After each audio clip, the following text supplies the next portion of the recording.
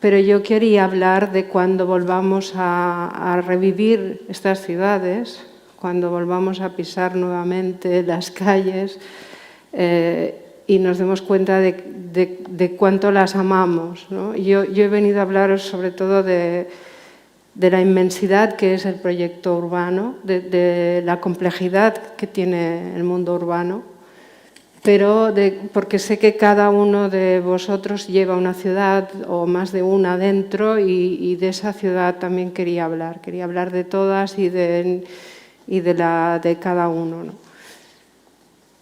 Voy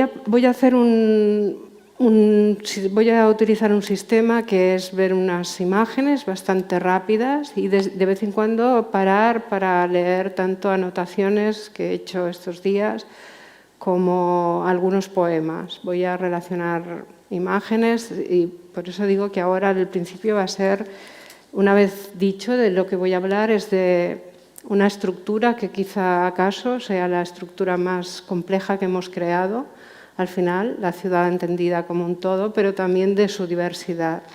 Llamamos ciudad a muchas cosas y de eso hablaríamos.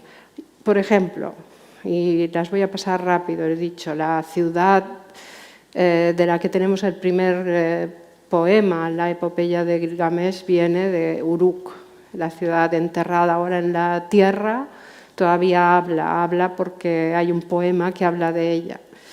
Ese desaparecer de la ciudad significa renacer porque todavía puedo escuchar la voz de los que la habitaron. Veamos la diversidad. Sodoma y Gomorra, pintado aquí, una pintura de Patini. Esas ciudades malditas. La Biblia está llena de ciudades malditas. Yo tenía una colección de maldiciones tremenda, lo hice lentamente, buscando también cómo se le hacía morir a la ciudad, cómo se deseaba la perdición de la ciudad y a pesar de todo pensando siempre cuando la ciudad es maldita, cómo después se esfuerza por revivir y por demostrar que todavía puede darnos algo. Pensaba en Atenas. Esta es una foto hecha desde el Ágora, mirando a la Acrópolis. Todo son piedras aparentemente, agudizamos la vista y vamos a percibir un poco del Erecteón, los propileos. Atenas, ya Séneca la ve devastada. Hay un epígrama precioso de Séneca cuando en el siglo I de nuestra era visita Atenas y dice, esto era Atenas, esto se disputaban los dioses y concluye de grandes cosas, tenemos pequeños sepulcros de grandes cosas. No voy a hablar de Atenas, a mí ahora me gustaría, si tuviera tiempo, contaros cosas que aparecen aquí, rastros, huellas, por ejemplo, del primer teatro de Dionisos, que apenas era nada más que una empalizada cuando Sófocles puso por primera vez la Antígona, ¿no? Esas cosas ahora, pero lo utilizo para decir cosas que os diría. Cada ciudad tiene rastros tremendos de un pasado, rastros que a veces no son tan aparentes como los monumentos, hay que rascar para encontrarlos. Si acaso dejo estas cosas un poco en el aire para dar ese paseo, ¿no? Por la Atenas de la que tanto hablamos.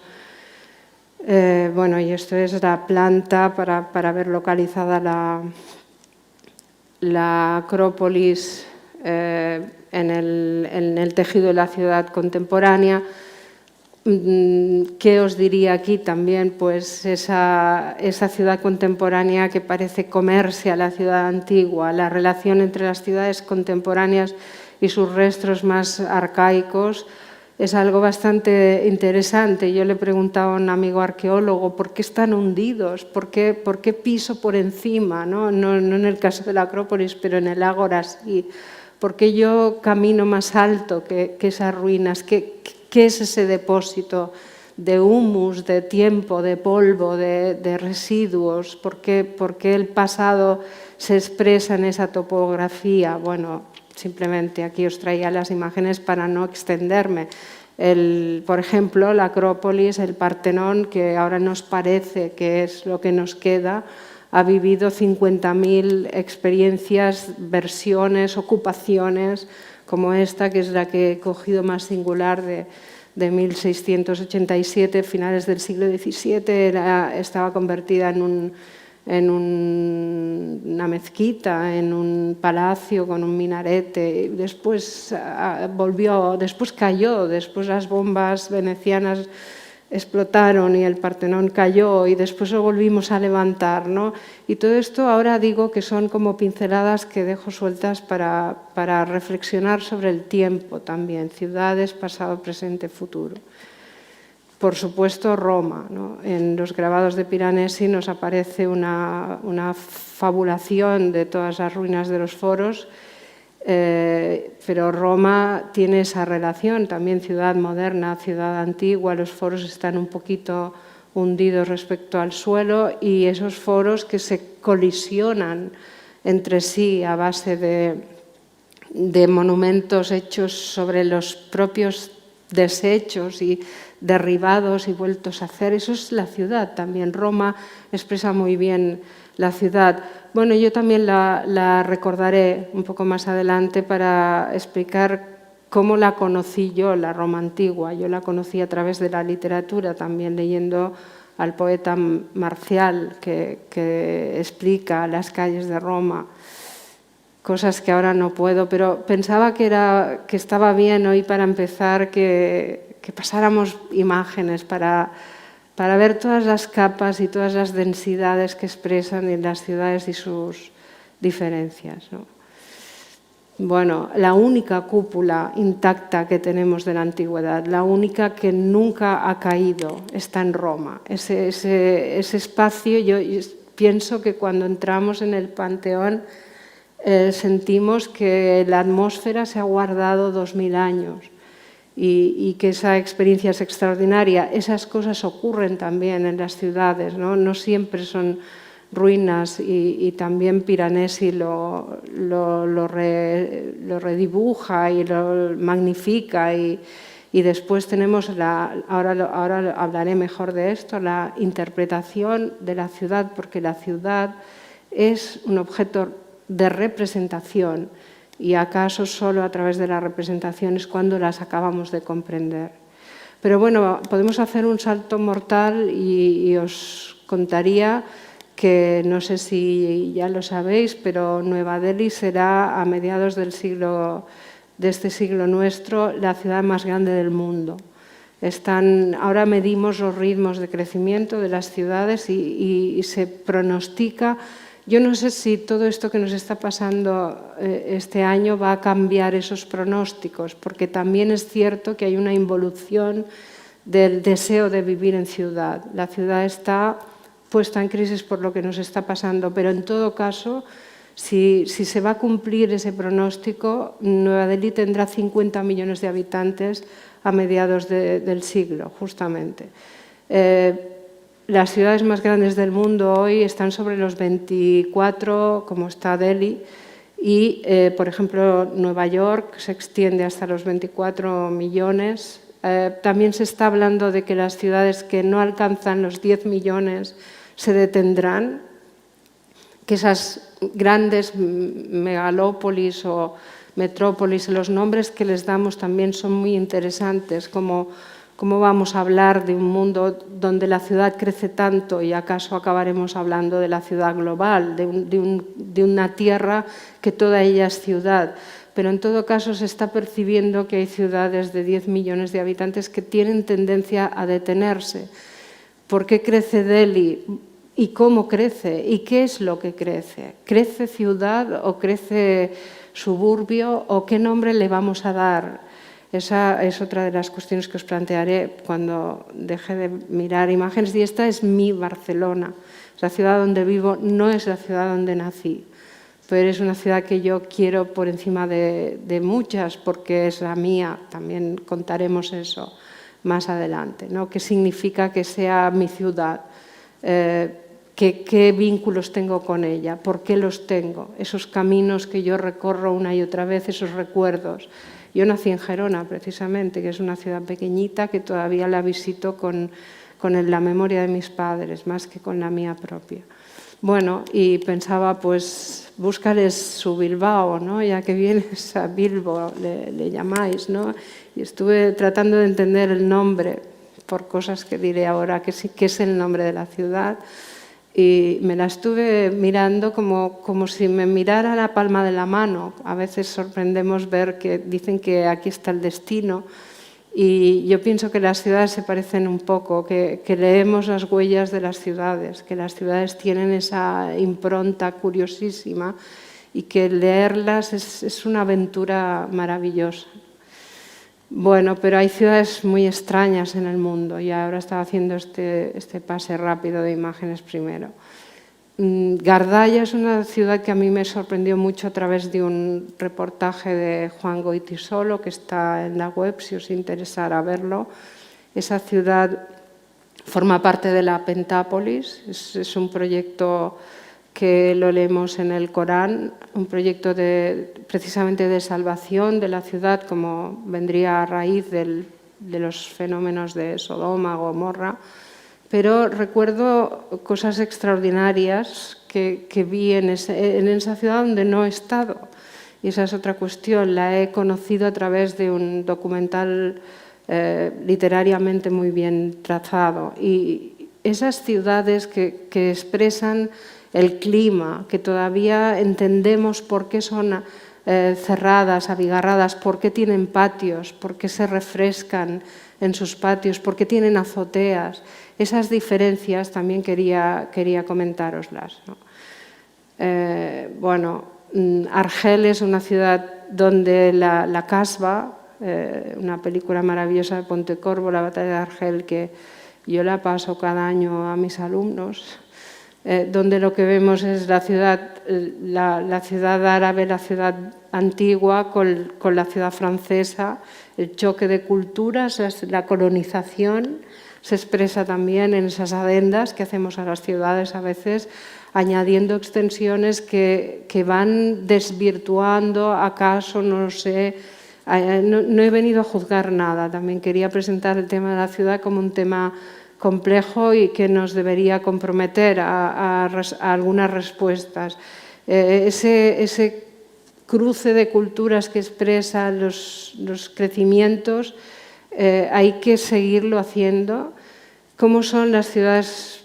Por ejemplo, la siguiente que tenía para comentar, esas dos ciudades que se miran a una y otra orilla del río Congo, de Brazzaville y Kinshasa. Dos estados muy distintos, dos formaciones políticas, generan una par de ciudades que en una encontramos modernidad casi salvaje y en la otra encontramos como un mundo de los años 60, ¿no? como si hubiera un desfase de temporalidad en su crecimiento. Bueno, también aprovecho para recomendaros un libro aquí, Patrick Deville, un escritor que me gusta mucho, que está haciendo una serie de libros por el mundo entero. Tiene un libro que se llama Ecuatoria, donde sobre todo habla de las ciudades de África. Me preocupa el crecimiento, claro, nos preocupa el crecimiento en estos casos, además, cuando el crecimiento es a base de elementos culturales ajenos al origen, pero también cuando el crecimiento es a base de degradación de la arquitectura, si queréis. Pero cuando me preocupa eso, no me quería extender comentando imágenes. Yo vuelvo a la Edad Media y yo sé que las ciudades medievales crecieron porque miro las plantas de las ciudades y veo que el crecimiento en anillos expresa la espontaneidad que en un momento abrió círculos alrededor de los centros, probablemente con unas edificaciones modestas y probablemente precarias, que se fueron rehaciendo y crearon las huellas de las ciudades. Entonces, ¿Cómo vamos a juzgar esas formas de crecimiento? Tenemos que retener, controlar, transformar. Evidentemente el urbanismo es la ciencia que se ocupa de todo esto, pero el urbanismo, y os lo digo porque estoy en la Escuela de Arquitectura, siempre llega tarde, siempre viene detrás corriendo de los fenómenos. Los fenómenos urbanos son en una buena medida fenómenos muy vitales. Pero aquí me quería parar un poco. Esto era como una revisión y os voy a leer unas notas que yo tomaba cuando estaba reflexionando sobre esto para ser más precisa. Preguntas que me hacía, incluso a mí misma. ¿Son encrucijadas del tiempo y del espacio? ¿Están alimentadas por la gente? ¿Son cruces de caminos las ciudades? ¿Qué hace más la ciudad, el tiempo o el espacio? ¿La ubicación estratégica, la insistencia humana en ocuparlas? ¿Por qué hay ciudades espontáneas? ¿Por qué hay ciudades de larga duración? ¿Por qué hay ciudades artificiales, pero tan pocas? ¿Pueden ser artificiales las ciudades? Brasilia es el ejemplo. Pero, ¿qué es Silicon Valley? ¿Qué fue Palma Nova cuando salía una ciudad de los tratados del Renacimiento? ¿Cómo eran las ciudades americanas que surgieron de las leyes de Indias? Las ciudades que son fruto de la colonización, que viven la fortuna del espacio geográfico. ¿Por qué las ciudades pierden sus atributos? ¿Por qué persisten en su lugar? ¿Por qué unas ciudades crecen y otras se estancan? Las ciudades que pronosticamos que crecerán, ¿por qué no son las más grandes, sino las más intensas? Estas eran preguntas que quería hacer porque yo no sé contestarlas y a lo mejor alguien dice, pues, ¿cómo puede ser? Vienes a hacernos preguntas. Es tan complejo el tema que sí, es lo que continuamente me hago, ¿no? Hace unos años, en un grupo de investigación, yo busqué una palabra que me sirviera para explicar lo que veo en la ciudad. Y después de buscar, porque ahora hablamos con palabras que están a la moda, y yo intento no utilizar las palabras que más se utilizan, porque pierden sentido. Yo no quería hablar de resiliencia, no quería hablar de ciudad global, no quería hablar de megalópolis, y de repente encontré un libro de unos dramaturgos italianos que se llama La ciudad frágil. Y entonces yo me acogí al término de fragilidad, que es el primer término que he puesto hoy para explicar.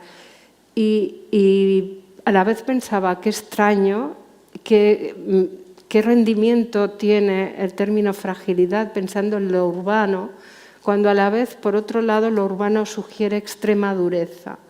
La ciudad que os presento hoy, de la que quiero hablar, es la ciudad que es frágil y resistente. Y es esa ciudad frágil que ahora vivimos, en uno de sus aspectos de mayor fragilidad, la que me gustaría pensar que resistirá, ¿no? Y aquí os leo una definición de fragilidad que me estaba apuntando, precisamente pensando en la crisis anterior.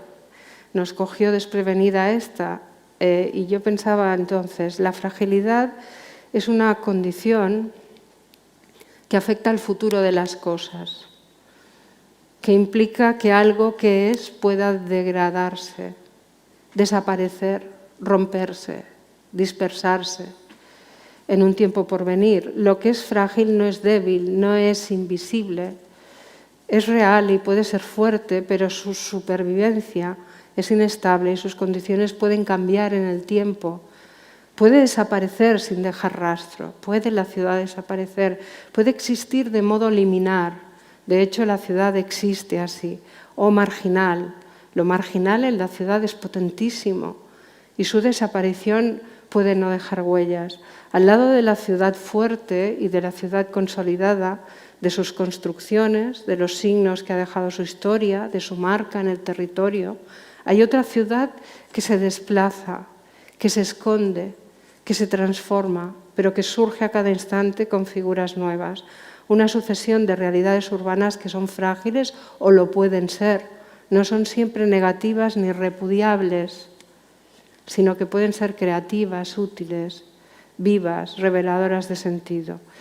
Esto lo estábamos pensando, el término fragilidad me sirvió para un libro que también hemos publicado en grupo ahora hace poco, Espacios frágiles en la ciudad contemporánea.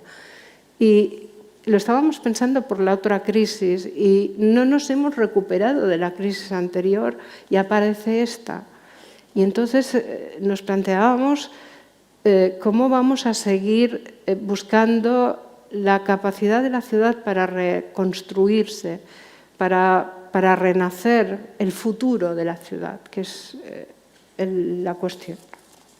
Entonces yo utilizo mucho la literatura para entender las ciudades y en ese momento, buscando estas cosas, me encontraba con una frase del poeta T.S. Eliot en el primero de los 4 cuartetos que dice, todo lo que lea de poesía inglesa lo voy a leer traducido, dice, este es el lugar del desafecto. También la palabra desafecto me pareció extraña, la ciudad y el desafecto. Y Eliot enseguida parece que está circulando por las calles de Londres, escribe ni plenitud ni vacío, solo un chisporroteo sobre las tensas caras abrumadas de tiempo, distraídas de distracción por la distracción. Este fragmento tan breve de Eliot evoca muchas veces la experiencia urbana. Caminamos en medio de una especie de desafecto, ¿no? No nos queremos, nos cruzamos, y menos ahora, que huimos incluso unas personas de otras. Me parecía vigente todavía la idea del desafecto. En ese momento encontraba también un poema. No tengo mucho tiempo hoy, así que los poemas los voy a recortar un poco, pero después diré por qué uso estos poemas. Encontraba un poema de Jorge Guillén que se llama Viviendo. Es un poema larguísimo, precioso, que tiene el ritmo de un paseo urbano y él también escribía estos 4, dentro del poema largo hay estas palabras: así voy por caminos y por calles, tal vez errando entre 2 nadas, vagabundo interpuesto. Estas cosas a mí me llevan a la ciudad de un modo muy, muy distinto a lo que sería la entrada monumental o la comprensión. Entiendo mi experiencia en la ciudad y la busco comprenderla, porque también es verdad que estamos tremendamente habituados a habitar ciudades, a viajar, a verlas, y muchas veces no percibimos ese sordo murmullo que consiste en nuestra soledad en las calles. Eso que estos 2 poetas llaman de algún modo vagabundo interpuesto. Me parecía una expresión muy acertada, y también ni plenitud ni vacío, solo un chisporroteo sobre las caras. Esto es el lugar del desafecto. Esa frase la utiliza Carlos Barral en un poemario que se llama Metropolitano, que se publicó en el año 57, en 1957, que es el año en que nací. Por eso siempre que encuentro algo que aparece en ese momento lo miro en especial, y es el primer poemario que en castellano al menos se ha escrito sobre el metro. Y entonces aparecen esas cosas en las ciudades. Aquí no tenéis una ciudad donde la vida del subway sea muy intensa. No sé si tenéis metro en Bilbao, pero Barcelona... Eso no lo dudo. Pero en estas ciudades como Madrid, que también es una ciudad donde voy bastante, cuando uno está en el metro suspende toda su exigencia de felicidad, ¿no? Simplemente nos convertimos en esas hormigas o termitas que se dejan llevar. Y entonces me extrañó mucho, buscaba yo el metro, ahora os explicaré por qué. Bueno, yo busco la ciudad en la literatura, ya lo he dicho, pero ¿por qué la busco y por qué os lo explico? os explico que la busco en la literatura porque, sí, creo que lo voy a decir claramente, porque yo la quiero salvar. Yo quiero salvar el mundo en que vivimos. No puede ser que todas nuestras obras hoy estemos en un ciclo de, casi diría, de arrepentimiento. A veces pienso aquello que decía Oscar Wilde tan bonito, de que no me gusta pedir perdón por los pecados que no he cometido. No soy culpable de de todo lo malo que hay en las ciudades, pero como me interesan, creo que a través de muchos elementos las podemos revivir. Y creo que la literatura, y es una tesis que he explicado un poco en un texto también, que titulé Poética Urbana, creo que la literatura tiene capacidad para dejarnos ver incluso la parte más sombría, las periferias, esos lugares de la ciudad que también vale la pena amar, ¿no? Que no solo es la ciudad gozosa y celebrada la que merece la pena, sino que merece la pena esa otra ciudad. Yo diría incluso la ciudad subterránea. Cuando era muy jovencita leí Los Miserables de Víctor Hugo, es una de las novelas que más he leído, y la persecución del policía Javert a Jean Valjean por las cloacas de París, que es la primera escena que después creo que el cine ha utilizado, es la primera vez que aparece una persecución subterránea en una ciudad, nunca se me ha borrado. Yo creo que os lo cuento porque esos pasajes literarios hacen que de repente uno sienta el suelo palpitando debajo de sus pies cuando está en París, porque hay esa literatura que la ha sabido contar, ¿no? Pero bueno, de la ciudad frágil y de la ciudad literaria, yo quería pasar de la ciudad frágil a la resistencia, la ciudad que resiste. Esto es por lo que os estoy diciendo estas cosas. La ciudad resiste quizá porque escribiremos un poema sobre la ciudad. Mientras podamos escribir un poema sobre la ciudad y ese poema nos explique la ciudad existirá y la ciudad resistirá. Hay otras cosas para hacer resistir la ciudad, para plantear esta cuestión, ¿no? El nombre de la ciudad es una cosa que me asombra. Me asombra que les demos nombre, que las llamemos como nuestras vidas. Cuando nací me dieron un nombre. Me parece que nombrar la ciudad ya es una manera de construir su sentido. Detrás del nombre de la ciudad intuyo, y es un tema que solo lo dejo aquí apuntado porque podría ser bonito desplegarlo, pero no tenemos tiempo. ¿Por qué? ¿Por qué las nombramos?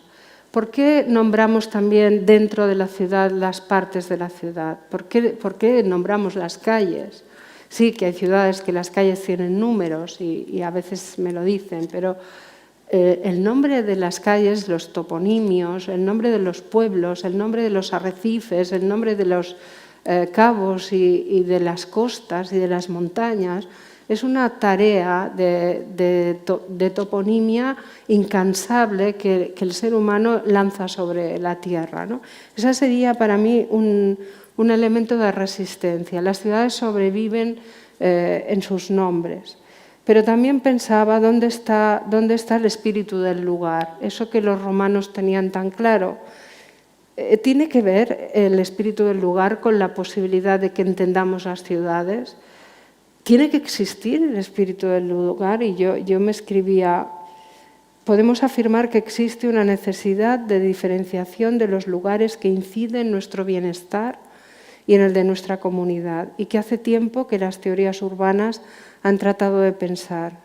Intuíamos ya antes de la idea de globalización, de que la idea de globalización se abriera camino, cómo iba a ser la forma del mundo que nos iba a entregar el futuro. Un medio en el que paisajes y construcciones ya no respondieran con facilidad a la singularidad geográfica y cultural del propio lugar. Hace tiempo que creemos perdido el genius loci, que fue invocado por los teóricos de la arquitectura. Estas cosas tienen que ver En preguntas que antes he hecho y que no voy a desplegar demasiado, no hay tiempo, ¿por qué? ¿Qué sentido tiene que cada vez más el ritmo del presente nos esté llevando a una uniformidad cada vez mayor de los espacios, de las atmósferas? Que las ciudades se parezcan cada día más unas a otras, que a medida nos alejamos de los centros nos vayamos encontrando en unas periferias cada vez más clónicas, que cada vez se parezca más todo, las tiendas, las calles. Va a tener un efecto sobre nuestra existencia y nuestra relación con el lugar, todo eso. Todavía tiene personalidad lo urbano, tenemos que salvarla.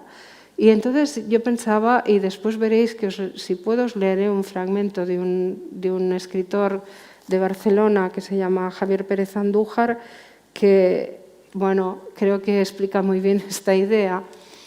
¿Dónde es la ciudad se uniforma más? La ciudad se uniforma más en las periferias. Lo que llamamos periferia, vamos a aproximar la palabra, está tendiendo a esa uniformidad y además a nivel global. ¿Por qué descuidamos tanto la periferia? ¿Por qué no se puede dar a una ciudad un crecimiento más acorde con lo que significa esa ciudad? ¿Por qué no hacemos un esfuerzo? Nos tocaría probablemente a los arquitectos. Pero ahora voy a pasar a alguna imagen más. Digo que la ciudad resiste en la representación y, bueno, yo estaba pensando cómo resiste mi ciudad, Barcelona. Por ejemplo, en este grabado importante, que es del primer Atlas de Ciudades del Mundo, que se publicó en Colonia en 1572, este de George Brown y Franz Hogenberg, el Civitatis Orbis Terrarium, estas visiones de Barcelona, esta visión es muy importante desde Montjuïc, después os voy a contar algo más sobre esta imagen, se anquilosan, se crean y también crean un hábito de mirar la ciudad desde un lugar concreto. Eso también nos pasa. Yo diría a cada uno de vosotros, de vosotras, yo al menos, acostumbro a reconocer a mi ciudad desde un punto de vista determinado. Normalmente subo a Collserola, en Barcelona, y en el momento que la miro y la contemplo, la siento presente.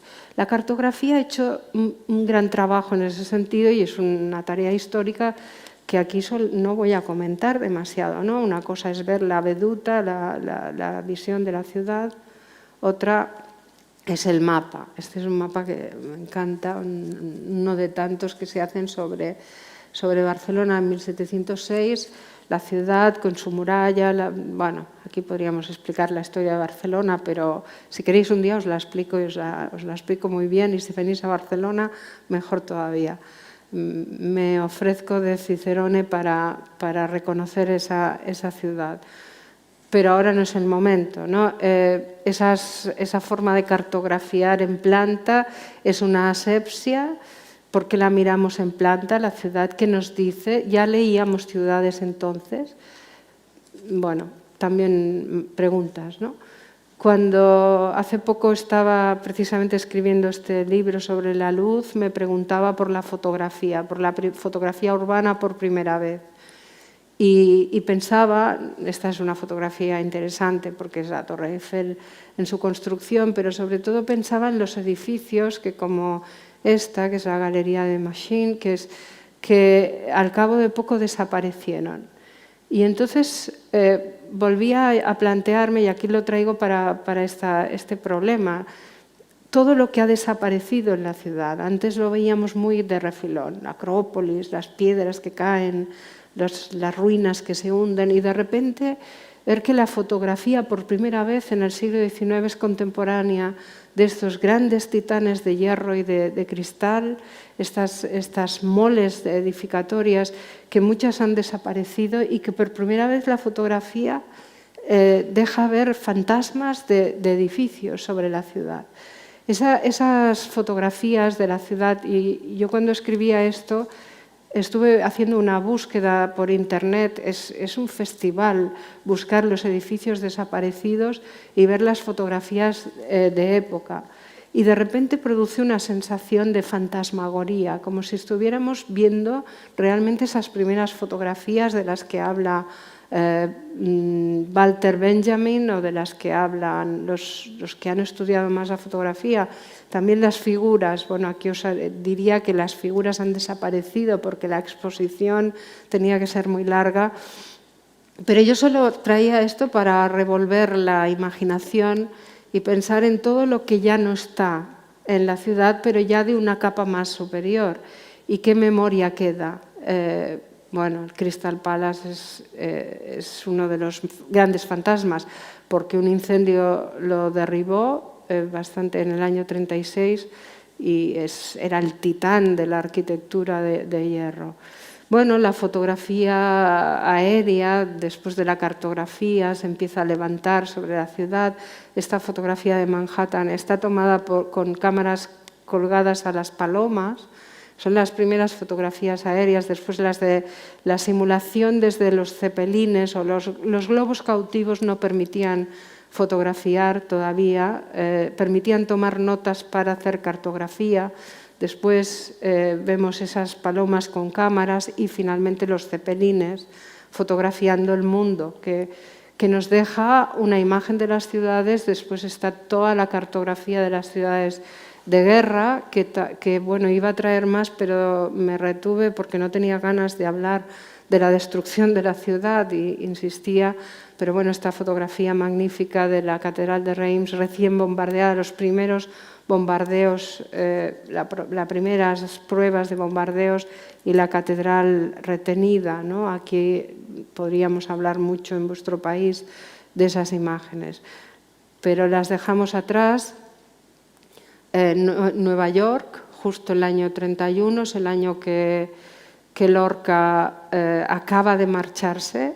Esa otra, bueno, es Manhattan subiendo. Lorca está en Nueva York, escribe uno de los poemarios más maravillosos que se puedan leer, que es Poeta en Nueva York, justo antes del año 30, cuando él ya se marcha a La Habana, a Cuba. Es curioso mezclar estas fotografías con el poemario de Lorca. Yo lo he trabajado bastante también, pero en realidad no quería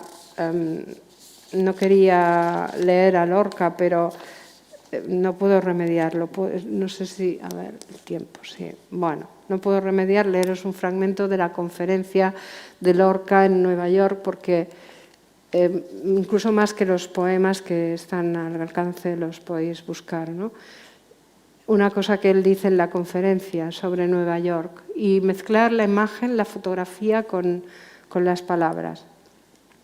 Los dos elementos que el viajero capta en la gran ciudad son arquitectura extrahumana y ritmo furioso, geometría y angustia. En una primera ojeada el ritmo puede parecer alegría, pero cuando se observa el mecanismo de la vida social y la esclavitud dolorosa de hombre y máquina juntos, se comprende aquella trágica angustia vacía que hace perdonable por evasión hasta el crimen y el bandidaje. Las aristas suben al cielo sin voluntad de nube ni voluntad de gloria. Las aristas góticas manan del corazón de los viejos muertos enterrados. Estas ascienden frías con una belleza sin raíces ni ansia final, torpemente seguras sin lograr vencer y superar, como en la arquitectura espiritual sucede, la intención siempre inferior del arquitecto. Nada más poético y terrible que la lucha de los rascacielos con el cielo que los cubre. Nieves, lluvias y niebles subrayan, mojan, tapan las inmensas torres, pero estas, ciegas a todo juego, expresan su intención fría, enemiga de misterio, y cortan los cabellos a la lluvia o hacen visibles sus 3000 espadas a través del cisne suave de la niebla. Bueno, no leo más. Si queréis, esa conferencia de Lorca, cuando él volvió de Nueva York, estuvo presentándola en varias ciudades españolas, quizá porque no se atrevió a publicar los poemas directamente. La conferencia es verdaderamente muy bella.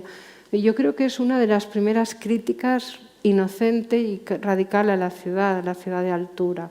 Cuando Lorca se marcha de Nueva York, cuando está marchándose con el barco y ve el skyline, el perfil, el Chrysler ya se había construido y el Empire State se estaba construyendo cuando él se marcha, y de repente la entiende. Es decir, tiene unas frases donde dice: ahora que me marcho, ahora entiendo Nueva York. Y el mismo discurso lo hace Le Corbusier cuando viaja a Nueva York por primera vez en el año 35, al cabo de bastante poco, y no entiende la ciudad, no entiende un europeo como Le Corbusier, no entiende esa ciudad, pero al final, justo el día que se va, los dos la perdonan, ¿no? La perdonan o de repente la descubren. Esas cosas nos pasan en la vida y me extendería sobre eso también. Cuando quizá la ciudad es cuando me marcho, cuando no estoy. Las ciudades no solo están cuando estamos, sino que están en la memoria, y sobre todo ese regresar a la ciudad. Creo que es un acontecimiento vital, bueno, muy importante, pero es igual. Eso quería ahorrarme hablar de Lorca, porque ya lo he hecho muchas veces y lo comparé con Le Corbusier, que lo estuve traduciendo, y cuando veo estas imágenes me cuesta, ¿no? Y también las fotografías de Lewis Hine, que fotografía también el dolor, al mismo tiempo que la admiración por esos productos humanos, el dolor de las gentes, la pobreza, etcétera, ¿no? Bueno, la fotografía urbana es interesante, ¿no? Yo siempre pienso que en una fotografía siempre hay una historia, mientras que el cine lo recuerdo más en flashes. Es algo que tengo como mal colocado en la cabeza. Para mí las fotografías siempre son relatos de la ciudad. Bueno, he traído algunas de Català Roca, que es un fotógrafo catalán que tiene una manera de mirar, y lo que quería plantearos a través de solo estas pinceladas es cómo el punto de vista de la fotografía va recorriendo tantos niveles, ¿no?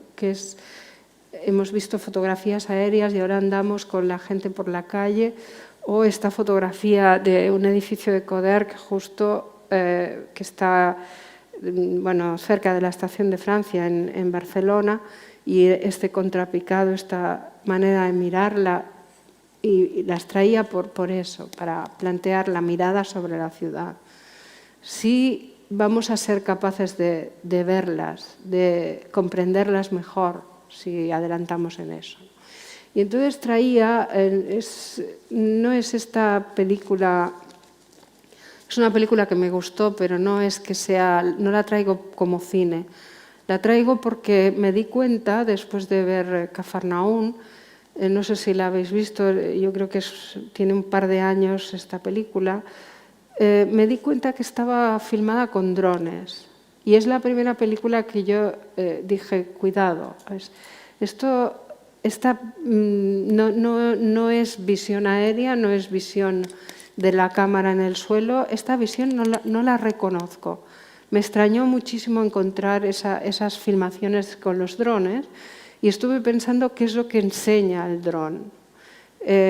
Y preocupada por este problema estuve preguntando, me han dicho que los drones ocuparán cada vez más nuestra vida, esta ciudad la sobrevolarán los drones seguramente, y los drones nos van a ofrecer un montón de experiencias nuevas.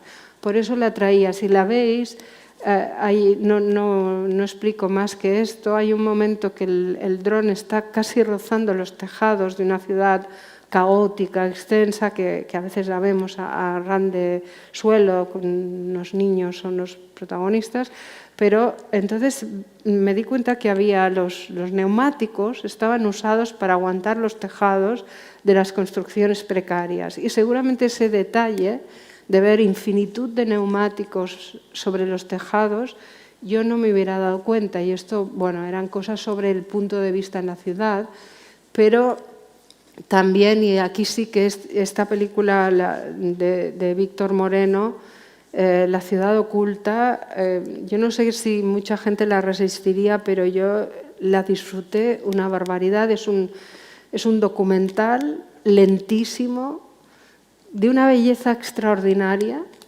Le arranca a la ciudad subterránea unos elementos estéticos que solo una mirada especial puede conseguir. Os lo recomiendo muchísimo si tenéis interés en ver así esas ciudades, ¿no? Desde los pequeños animalitos que viven en el subsuelo hasta las personas que llevan su vida entera en el subsuelo. Y yo en realidad lo traía para hablaros de las capas de la ciudad.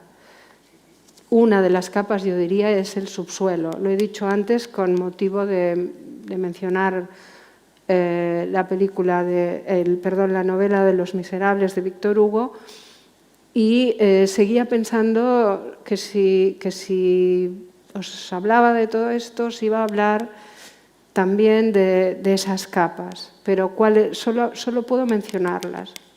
La capa del subsuelo, la capa de los animales, ¿no? Los animales en la ciudad. Y también a través de una película muy curiosa que se llama Kedi, Los gatos de Estambul, que está filmada a nivel de los ojos de los gatos. Estambul vista por los gatos y también por los pájaros, que evidentemente son enemigos.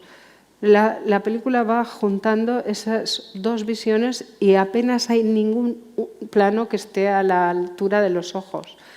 Bueno, y esa ciudad de los animales me interesa. Cuando el confinamiento todos vimos más pájaros de lo normal, ¿no? Llegaban a mi ventana los pajaritos, los animales. Pienso que es una ciudad posible. Y también esa película dice, si Estambul tiene 24 millones de habitantes, tiene muchos más gatos. Entonces, la población de esos gatos, a medida va desapareciendo, va marcando la modernización de la ciudad. Y eso también era un dato interesante, pero no lo voy a desarrollar porque nos estamos alargando, ¿no? Esos fotogramas el de los pájaros de esa misma película. Y sí que llegábamos a la ciudad del puro desafecto, que es la ciudad vacía. Estas fotografías las acaba de exponer Manolo Laguillo, que es un buen amigo mío. Le he pedido que me las deje enseñar. Tiene en una exposición que hay ahora en La Virreina, ha enseñado las fotografías que hizo de Barcelona vacía. Hay una ciudad, por tanto, vacía. Hay una ciudad de la que no hablamos nunca, que es la ciudad de los muertos. También la planteo aquí. Los ocultamos, la necrópolis, la polis y la necrópolis tienen articulaciones muy interesantes, y ahora estoy haciendo un recorrido muy rápido y muy absurdo sobre estas cosas para plantearla, ¿no? Todo eso está también en la ciudad de los muertos.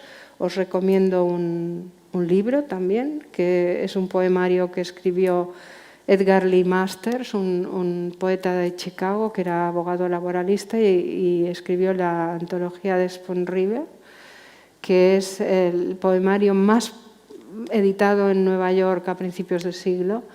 Y él se inventa una necrópolis con las vidas de la gente que ha atendido en el despacho de abogado, y las va convirtiendo en lápidas sepulcrales, pero es muy divertido, aunque se cuente así, parece humor negro. Es muy divertido leer las peleas, las disputas, y convierte la necrópolis en la polis, que es lo que al final es, ¿no? Solo lo dejaba de pasada, porque tenía otros poemas para leer y tengo miedo del tiempo, ¿no?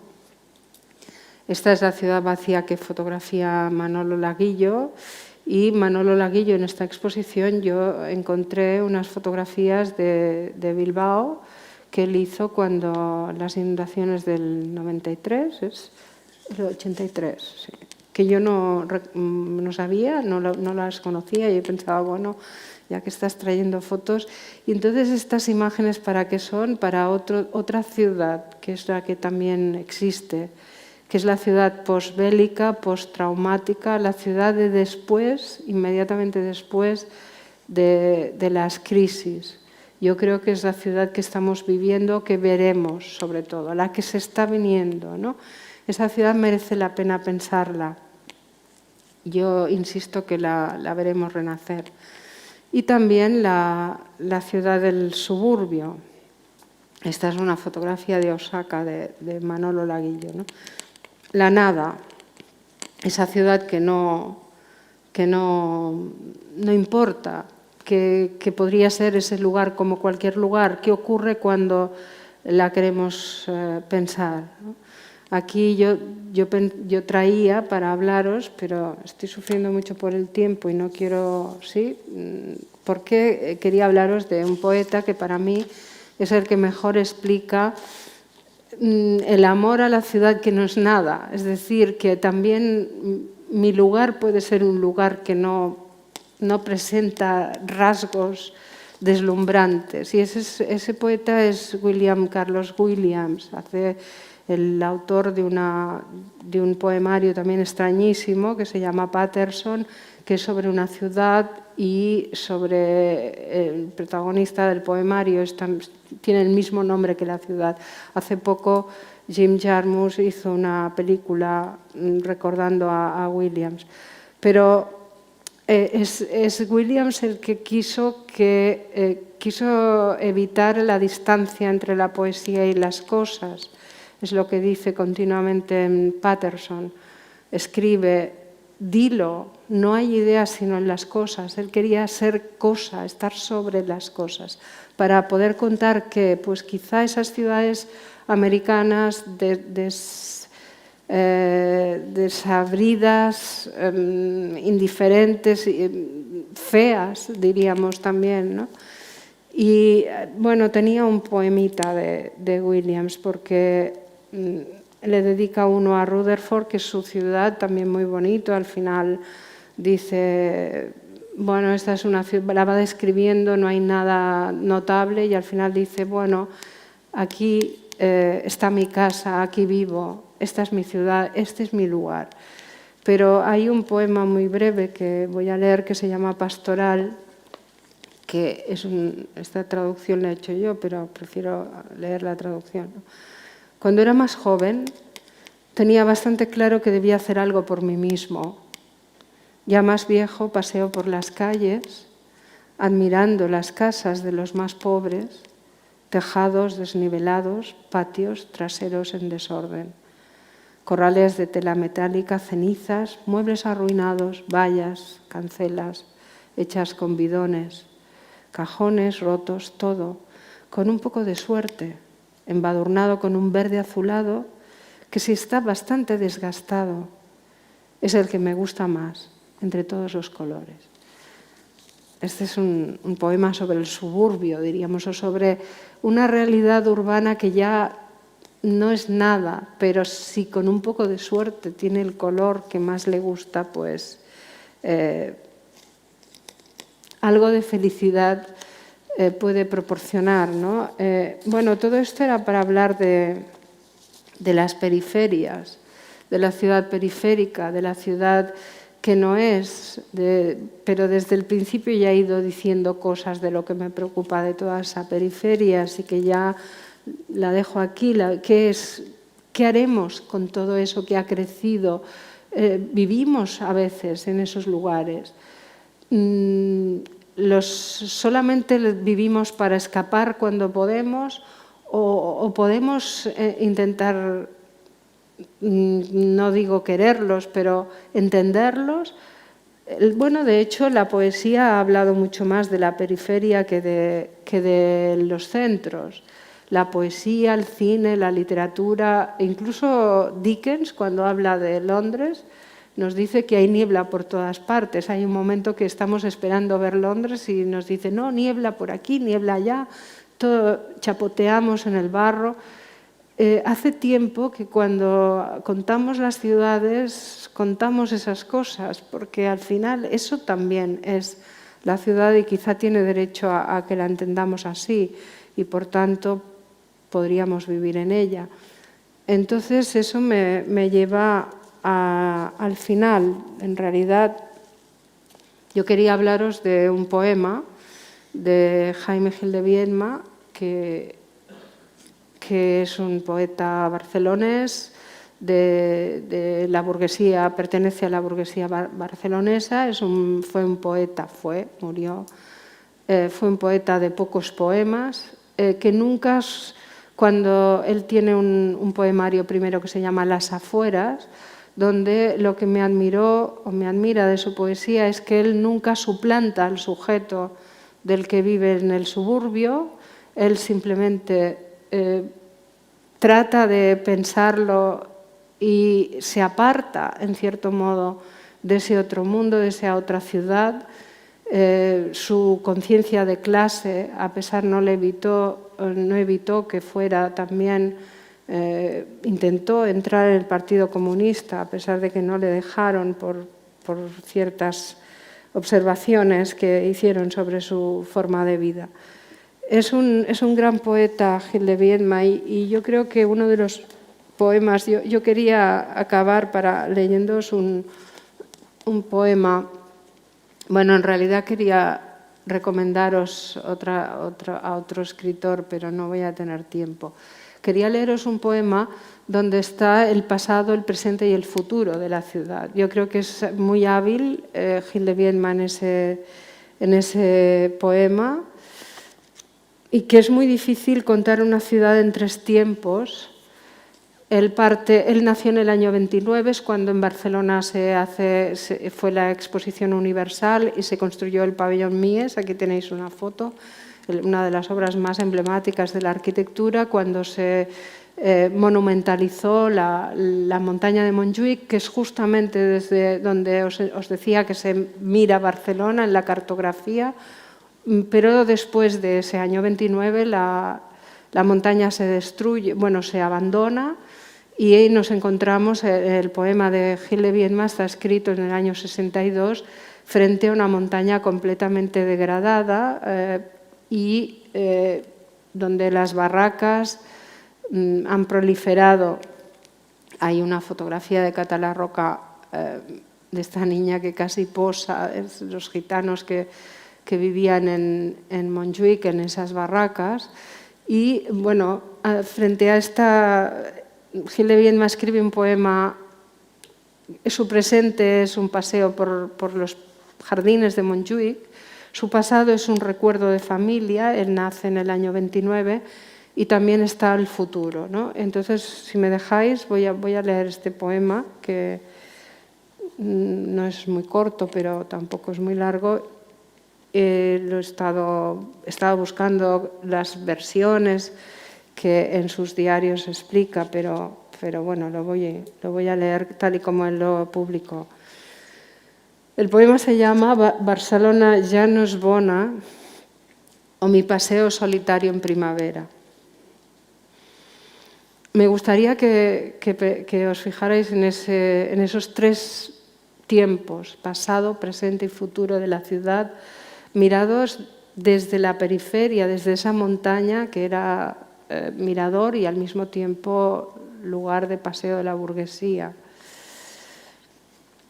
En los meses de aquella primavera pasaron por aquí seguramente más de una vez. Entonces los dos eran muy jóvenes y tenían el Chrysler amarillo y negro. Los imagino al mediodía, por la avenida de los Tilos, la capota del coche salpicada de sol. O quizá en Miramar, llegando a los jardines, mientras que sobre el fondo del puerto y la ciudad se mecen las sombrillas del restaurante al aire libre y las conversaciones y la música fundiéndose al rumor de los neumáticos sobre la grava del paseo. Solo por un instante se destacan los dos, a pleno sol, con los trajes que he visto en las fotografías. Él examina un coche muchísimo más caro. un Duesenberg Sport con doble parabrisas, bello como una máquina de guerra. Y ella se vuelve a mí, quizá esperándome, y el vaivén de las rosas de la pérgola parpadea en la sombra de sus pacientes ojos de embarazada. Era el año de la exposición. Así yo estuve aquí, dentro del vientre de mi madre, y es verdad que algo oscuro, que algo anterior me trae por estos sitios destartalados, más aún que los árboles y la naturaleza o que el susurro del agua corriente furtiva reflejándose en las hojas, y eso que ya a mis años se empieza a agradecer la primavera. Yo busco en mis paseos los tristes edificios, las estatuas manchadas con lápiz de labios, los rincones del parque pasados de moda, en donde por la noche se hacen el amor, y a la nostalgia de una edad feliz y de dinero fácil, tal como la contaban, se mezcla un sentimiento bien distinto que aprendí de mayor, ese resentimiento contra la clase en que nací, y que se complace también al ver mordida, ensuciada la feria de sus vanidades por el tiempo y las manos del resto de los hombres. Oh mundo de mi infancia, cuya mitología se asocia, bien lo veo, con el capitalismo de empresa familiar. Era ya un poco tarde incluso en Cataluña, pero la pax burguesa reinaba en los hogares y en las fábricas, sobre todo en las fábricas. Rusia estaba muy lejos y muy lejos de Detroit. Algo de aquel momento queda en estos palacios y en estas perspectivas desiertas bajo el sol, cuyo destino ya nadie recuerda. Todo fue una ilusión, envejecida como la maquinaria de sus fábricas, o como la casa en Sitges o en Caldetas, heredada también por el hijo mayor. Solo montaña arriba, cerca ya del castillo, de sus fosos quemados por los fusilamientos, dan señales de vida los murcianos. Y yo subo despacio por las escalinatas sintiéndome observado, tropezando en las piedras en donde las higueras agarran sus raíces, mientras oigo a esos chavas nacidos en el sur hablarse en catalán y pienso a un mismo tiempo en mi pasado y en su porvenir. Sean ellos, sin más preparación que su instinto de vida, más fuertes al final que el patrón que les paga y que el saltataulells que les desprecia, que la ciudad les pertenezca un día, como les pertenece esta montaña, este despedazado anfiteatro de las nostalgias de una burguesía. Bueno, ese es el poema que, aparte de lo que cuenta sobre la ciudad, sobre las clases de la ciudad, creo que ensambla todo un recorrido. Está escrito en los principios de los años 60. Él, aunque dice que está a mitad de la vida, tiene 30 y pocos años, ¿no?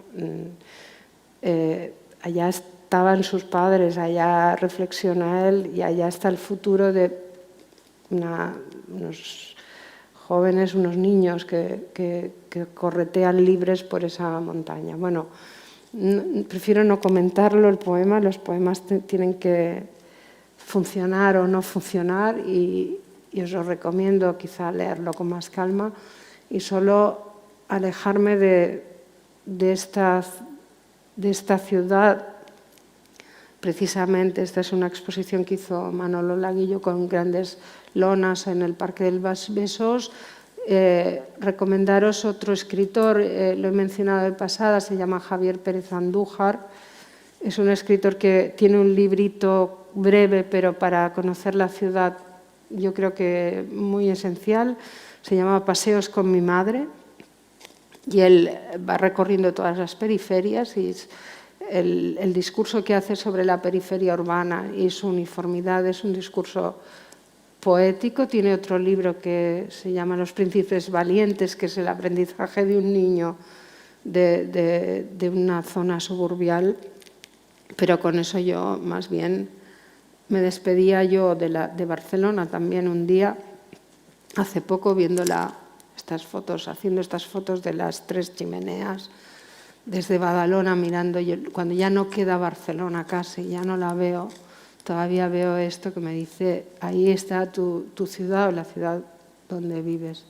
Y esto era el final, porque, bueno, hubiera leído más cosas, pero se hacía tarde y no quería entretener y ni dejar sin tiempo para comentar, porque os he dejado muchas cosas y os he hecho más preguntas. Seguramente que he explicado cosas, pero yo también quiero que la ciudad nos pertenezca otra vez y que la volvamos a recorrer y la entendamos un poco mejor.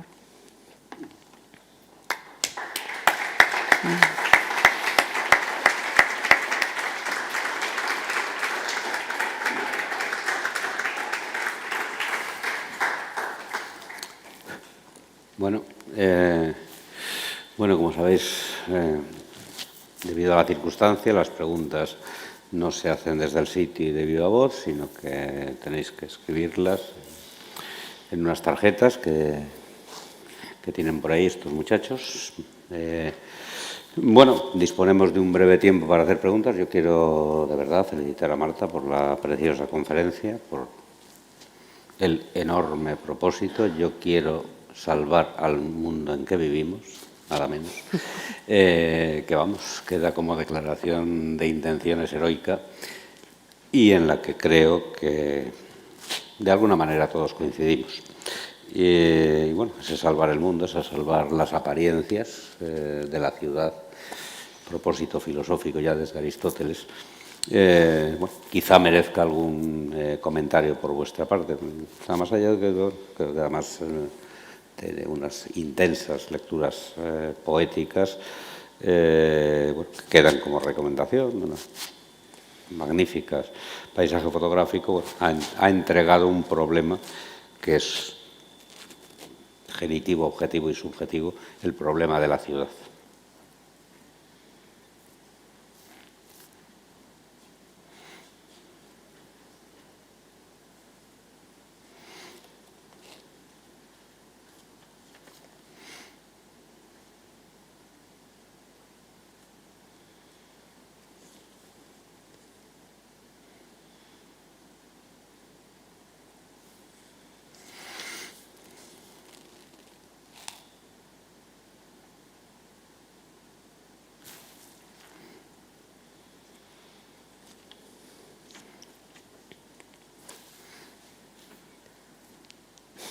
No, quiero decir, mientras viene alguna pregunta, bueno, que a mí me ha resultado particularmente interesante lo que has comentado al respecto de la diferencia, digamos, entre el cine urbano y la fotografía urbana y esa responsabilidad que das a la fotografía, digamos, esa dinámica de la fotografía frente a tesis contraintuitiva. Frente a la estabilidad del cine. Y la pregunta que te hago es que lo que veo es que la fotografía está animada, en tu caso, pero está animada por la poesía. Bueno, por la relación quizá con la poesía. Yo la fotografía, me acuerdo, creo que es Benjamin cuando habla del daguerrotipo, sí, cuando empieza diciendo el tiempo que esas fotografías llevaban, ¿no? Esa necesidad de posar durante, y además comenta unas fotografías en un cementerio, creo, pero es eso que solo es en el daguerrotipo, pues no, porque la fotografía siempre se eterniza, ¿no? O para mí se eterniza, también porque la memorizo, no solo, o sea, con una relación con la poesía también, pero porque la fotografía me permite memorizar el instante y guardarlo, y entonces me produce una sensación de relato, ¿no? Y quizás sí que yo hago una lectura sobre todo más poética de la fotografía, o que busco en la fotografía al mismo tiempo el momento del relato y las uno, ¿no? Pero...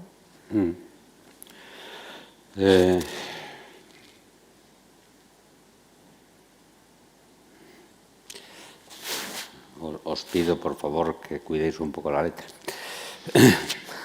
La pandemia, preguntan, ofrece una oportunidad, esto es una afirmación, de tener ciudades más amigables. ¿Cree usted que podemos tener una ciudad mejor, con aire puro, y una arquitectura más humana y en mejor relación con la naturaleza? Más que creerlo, lo espero. O sea, que las ciudades tienen que luchar por sanear la atmósfera, los problemas ambientales. Yo creo que es una cuestión asumida bastante en general. No lo pongo en duda en ningún momento. Es que la ciudad no es un lugar excelente para vivir. Yo creo que en la pandemia se ha visto claro, mucha gente está huyendo. Yo conozco gente joven que por primera vez están buscando vivir fuera de la ciudad, ¿no? Nos ha enseñado alguno de los rincones más oscuros de la vida urbana. Eso por supuesto, y que la arquitectura ha de ser más humana, por supuesto. La arquitectura no solo ha de ser más humana, ha de ser más sostenible, ha de generar vivienda, que es lo que falta, ha de ser menos despótica, menos opulenta, pero quizá también porque yo busco otra lectura de la ciudad, no precisamente que la ciudad nos deslumbre por sus monumentos, no necesitamos tanto deslumbramiento, necesitamos comprenderla, habitarla y poderla recorrer, y por eso quizá yo ponía el acento en que es posible, incluso a veces puede ser más sugerente para la poesía, para la literatura, mirar esa otra ciudad. Y esa la tenemos que humanizar, por supuesto, pero estoy segura, la arquitectura está en un cambio de deriva muy importante, que se puede tener acceso a verlo, ¿no? En sistemas constructivos, los materiales, pero son derivas que, a mí me sabe mal decirlo, es que a veces es la gente que no conoce bien la arquitectura la que le requiere a la arquitectura más los procesos anteriores. O sea, para que la arquitectura pueda cambiar, todo el mundo tiene que asumir ese deseo de cambio de la arquitectura. Eso ya sería una discusión bastante fuera de lo que yo presentaba hoy aquí. O sea, cuando los promotores decían no hacen viviendas más ágiles, más ajustadas a las formas de vida modernas, pero es que el mercado, que es una cosa que todo el mundo sabe que manda, está pidiendo esos arquetipos y esas formas anquilosadas y también estéticamente, ¿no? Pero yo ahora si me meto en este terreno ya creo que es que me desborda, pero entre otras cosas porque me dedico a pensarla, ¿no? Aunque también hice de arquitecta unos años hace tiempo, ¿no? Bueno, antes de despedirme, me he acordado cuando hablabas de la proyección de Delhi, Nueva Delhi, la expresión que utilizaba el gran Louis Mumford para Nueva York, el elefantiasis megalopolitana. Digamos, a partir de unas dimensiones, de una densidad, digamos, de una extensión, es humanizable la ciudad. Y, digamos, esas proyecciones que se hacen para algunas ciudades africanas, 2 o 3 chinas, Nueva Delhi, por encima de 40 millones de habitantes, es decir, la dimensión de muchos países. Hay mucha humanidad dentro, pero ¿hay humanidad en algún caso? Ya, bueno, lo que están haciendo son programaciones que se están haciendo en China ahora, son estrategias de potenciar no la conurbación, sino un sistema de focos urbanos que se hacen entrar en relación para evitar el crecimiento espontáneo que tiende a ser una mancha de aceite que se dilata. Entonces, estos razonamientos, el problema es que en el mundo hay 7.500 millones, creo, de habitantes y que el 95% viven en ciudades. Eso es un dato tremendo. Y que por más que vemos estas cosas, la ciudad tiene problemas ambientales, es que no podemos parar el éxodo. O sea, hasta ahora yo sí que creo que estamos en un momento de reflexión sobre la conveniencia de vivir en ciudades. Este es un tema, pero no hemos sido capaces de parar esa especie de seducción que la ciudad ejerce. Y, por ejemplo, en el caso de Delhi, pues todas esas personas que se acercan a la desordenadamente, además, porque está creciendo sin ningún tipo de orden, ¿van a malvivir en esas periferias o es que ya viven peor? ¿Por qué eligen la ciudad?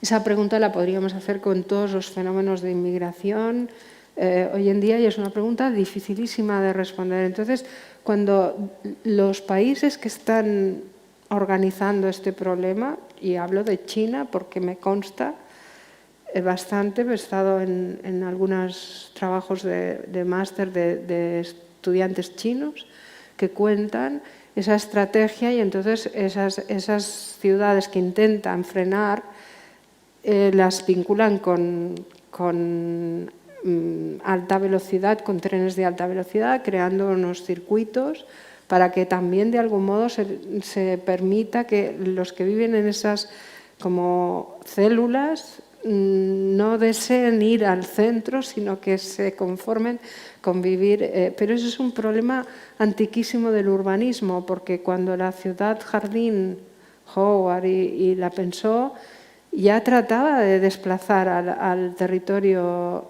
el crecimiento de Londres, creando unas estructuras y unos diagramas que tenía previsto que se organizaran respecto a un centro, pero todo eso fue un desastre también, porque la ciudad jardín es un desastre. Y el modelo californiano de Los Ángeles Infinita, de Sí. Fernando y tal, pues es una ciudad que cohíbe en cuanto entras en la autopista y ves esa vena de conexión que a la vez es una vena de desconexión.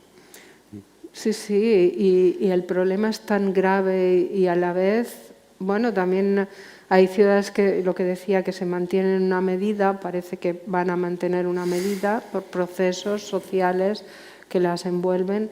La verdad es que yo, si me pongo a pensar así, vuelvo al desastre de que esto es en sí insostenible.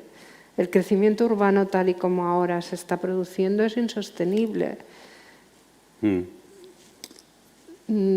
Pero a pesar de todo, no podemos evitarlo, en cierto modo. Entonces, a lo mejor tenemos que educar a los seres humanos un poco mejor para que escojan mejor el lugar donde quieren vivir.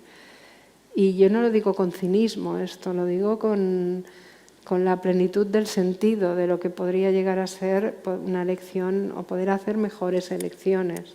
Porque uno no acaba entendiendo. Yo no entiendo cómo... pues a mí me tira mucho el mundo rural. A mí me gustaría irme a vivir al campo. De hecho, lo tengo absolutamente programado. En muy poco tiempo yo voy a desaparecer, espero que no de la tierra, pero sí de la ciudad.